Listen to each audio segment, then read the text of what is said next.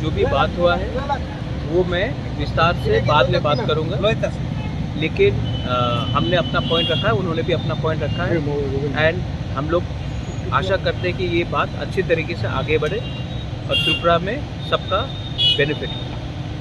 Sir Tiprasa का बारे में क्या बातचीत हुआ? जो भी बात हुआ है वो हम बात प्रक्रिया चल रही है, लेकिन ये वेलकम स्टेप है कि हम लोग बात कर रहे हैं।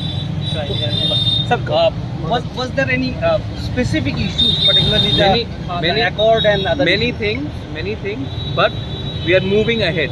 That is the most important. And he has given his consent on most of the issues. As I said, we are moving ahead. We are not going back. You are not going back. We are moving ahead. Thank you.